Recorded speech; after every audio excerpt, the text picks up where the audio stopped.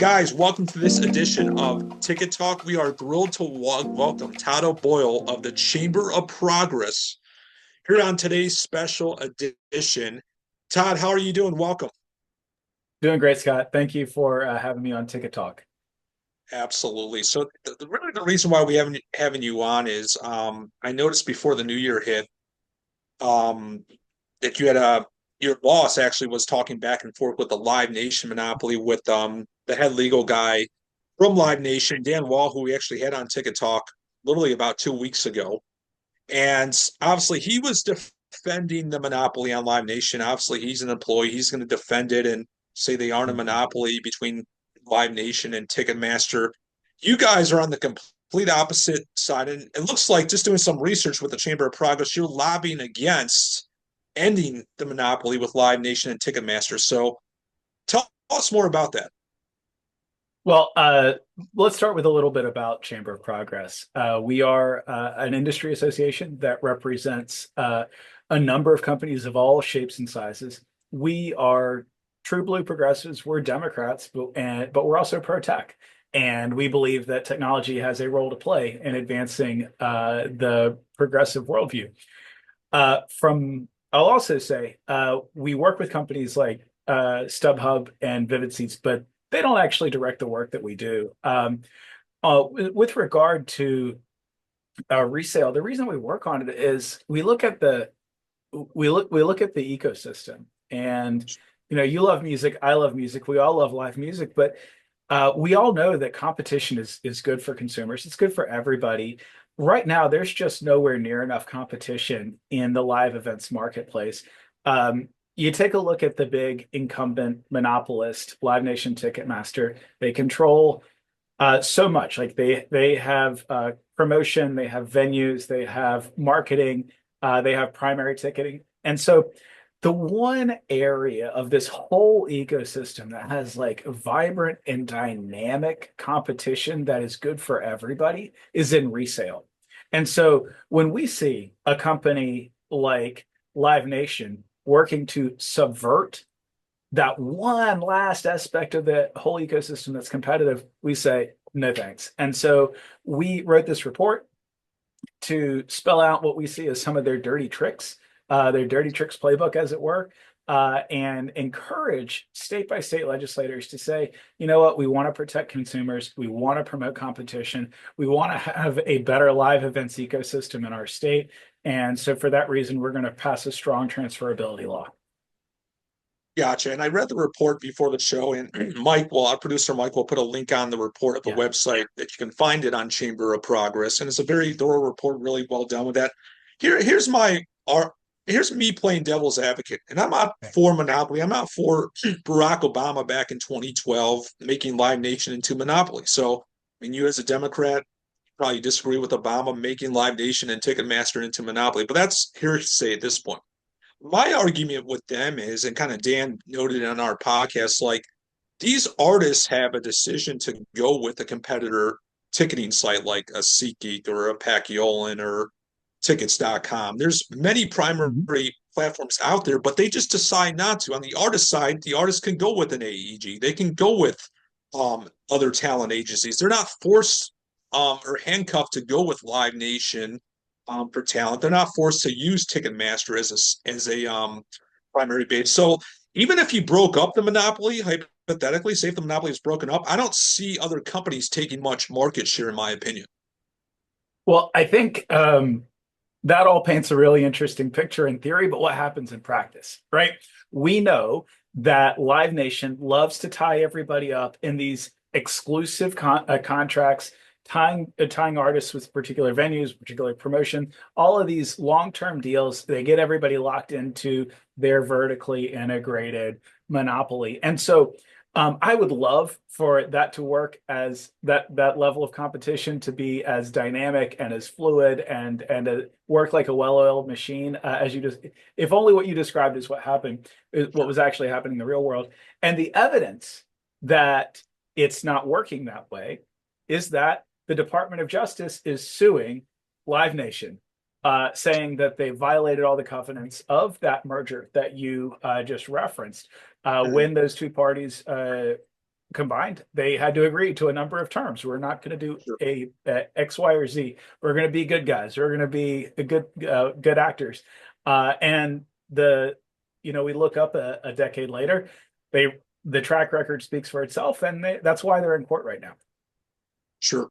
And like, so obviously, I mean, let's obviously get Trump's coming in as president. Mhm. Does he tend to stand on the Live Nation side, Ticketmaster side, or does he stand on pro against? He really hasn't come out with a stance if he's pro or con against Live Nation. I think it's fair to say he probably has not. But I don't know that he's been asked about this particular case, and I don't know that he's thought about it much. I think that in general, Donald Trump's approach to mergers and acquisitions is not the old consumer welfare standard or even any of these more new novel theories of antitrust competition. It's really just the Trump welfare standard. Does it seem like it's going to be good for him? If there's an upside for Trump, he's probably for it. If he doesn't like it, then if he doesn't see that upside, then he's probably against it. Hard to say right now how he looks at this one, but once he does, I think he's really just going to ask himself, what's in it for me? What's in it for Mr. Trump? And Amy Klobuchar really on this as a U.S. senator is really like the only like politician that really is taking a stance on this issue with Live Nation against speculative ticketing, which I think we're on the same page. If you follow me, I'm totally against speculative ticketing, and I think in a perfect world, all secondary, all primary would be under the same blockchain. Everyone would have the same ticket to delete. You wouldn't be able to spec or short tickets. Everyone would automatically be guaranteed a ticket to a live event sold on the primary or the secondary. That's a massive problem. Fans every day that go to live events all over the US, I mean, really all over the world, get a denied entry. Obviously, they get a refund 99% of the time from the marketplace, but a lot of the time they're SOL. They can't go to the event. How do we stop speculative selling ticketing? Amy Klobuchar has tried, but she hasn't done anything over the last 2, 3 years that I've followed her. Really, nothing in the Senate, nothing in Congress. You hear these states making policies, but they don't follow through. So, like, really, what I've been seeing, just like an insider in the industry, nothing has changed on that front as of right now. Well, where I'll start is that I think the best place we can start is the Ticket Act, right? That will give us a lot of disclosures. It will empower consumers. We came awfully close to passing the Ticket Act in the waning days of the last Congress. It was a part of for those of your viewers that follow politics, it was a part of the big omnibus spending plan that was ready to go. It was agreed to by both chambers of Congress, and then at the last minute, some major conservative voices decided they didn't like it, and it was gone. So I'm hopeful that in the new Congress, leaders like Jan Schakowsky and I believe Mr. Bilirakis in the House on the Republican side have been principal co-sponsors there to advance the Ticket Act. I think that's a great place to start. We all consumers would benefit from additional transparency. And I think that's an area where many different parts of the industry have come together and said this would be a good start. As for speculative ticketing, look, our position is we have to take a step back and ask why, what if you regulate resale, if you regulate the secondary market, you have to ask yourself, like, it's relative to what, right? People say, oh, that ticket I bought was over face value. Well, sometimes tickets on the resale market are under face value, but they often tend to 70% of all tickets on the secondary are under face value. So the Mhm. secondary, not to cut you off, actually benefits the consumer 70% of the time for all live events worldwide. That's a fantastic statistic. You're telling the story better than I am. I think we have to ask ourselves, though, um, what is the alternative? And sometimes people say, well, we need price caps on the secondary market, or we need fee caps, or something like that. And don't get me wrong, I understand where that sentiment comes from, but we have to ask, what's the alternative? The alternative to a well-regulated resale market is if we try and ban resale or ban this or that, we just end up with people selling tickets on the gray market, people selling them on Facebook, Craigslist, back to the exactly. and Yeah, or just somebody on the street holding up a ticket saying who wants it. You don't know. It's a cash transaction. You don't know if that's an actual ticket. You get turned away at the gate, and by the time you realize what's happened, the person that sold you the ticket's gone. There's no chargeback. There's no company that can provide you customer service. So we would say that a well-regulated resale market is the right way to balance all of these interests, ensure that consumers are protected and are benefiting from that one aspect of competition in the entire ecosystem. Exactly. And just like to like rephrase like how I see a perfect ticketing ecosystem, every ticket listed on every platform is verified before you can list it. So Mhm. primary, secondary. Therefore, there's no issues that fans have not getting the tickets prior to the game. And obviously there's a lot of nuances. I talk to resellers every single day about this that NFL season, they don't release the primary tickets until August and on sales May. Mhm. Yes, there's obviously certain situations where you have to roster have to have the reseller prove that he or she has season tickets for an NFL team or for a sports team or for concert tickets. But I think that the biggest problem is just verifying tickets. And it's 2024. We have a blockchain. We have a centralized system where we can make sure that doesn't happen. But instead, we're operating like we're in 1989 still in ticketing, where people buy tickets on StubHub, buy tickets on Vivid, and don't know if they're going to get their tickets to the event, mostly big live events, but it's just a very frustrating phase of not knowing that you're going to get your tickets sometimes buying on the secondary.